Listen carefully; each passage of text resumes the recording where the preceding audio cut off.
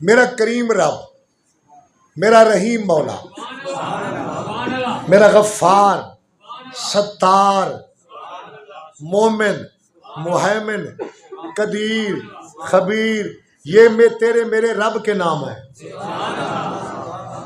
وہ کریم رب فرماتا ہے الذین یحملون العرش ومن حولہ، الذین، غور سے، الذین یحملون العرش، وہ فرشتے جو عرش کو اٹھا کے کھڑے ہیں۔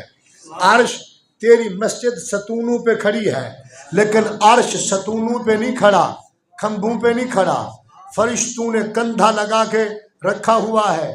نہ وہ تھکتے ہیں، نہ وہ ہارتے ہیں، نہ نیند کرتے ہیں، نہ روٹی کھاتے ہیں، نہ پانی پیتے ہیں، نہ زندگی اور کوئی کام کرتے ہیں، بس اس کا کام ہے کندھا دے کے رب کے عرش کو اٹھا کے کھڑے ہوئے ہیں۔ تب سے اب تک، اب سے جب تک، جب سے کب تک قیامت قائم ہو جائے، عرش بھی سلامت ہے، عرش والا بھی قائم ہے، اور فرشتے بھی اٹھا کے کھڑے ہیں، نہ ہارتے ہیں نہ تھکتے ہیں۔ ہم تو 4 رکعتیں کھڑے ہو کے پڑھے تھک جاتے ہیں، وہ کھڑے ہیں تھکتے ہی نہیں ہیں، عرش کو اٹھا کے کھڑے ہیں۔ بھائی یہ سننا ذرا، اللہ میں بیٹھا ہے، یہ میرے کتنا قریب ہے، میں اس کے کتنا قریب ہوں۔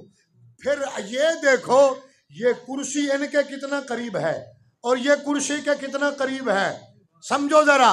وہ فرشتے جو عرش کو اٹھا کے کھڑے ہیں وہ رب کے کتنا قریب ہیں، رب ان کے کتنا قریب ہے۔ بڑی سادہ تقریر کر رہا ہوں، سننا۔ میں کہتا ہوں یہ مجمع کچھ لے کے جائے۔ محترم حضرات، اللہ اکبر۔ اب وہ قرب والے فرشتے جو رب کے قرب میں ہیں، رب فرماتے فرشتوں، جی اللہ پاک فرمائے کام کرنا ہے، مالک کب تک کرنا ہے؟ فرمائے ساری زندگی کرنا ہے، قیامت تک کرنا ہے، قیامت کے بعد کرنا ہے۔ مالک کام کیا ہے؟ فرمائے جو سبحونا، تم نے میری تسبیح پڑھنی ہے۔ میرا رب فرماتا ہے تم نے تسبیح پڑھنی ہے۔ مالک کب تک؟ فرمایا قیامت، قیامت کو، سب تمہارا کام ہی یہ ہے۔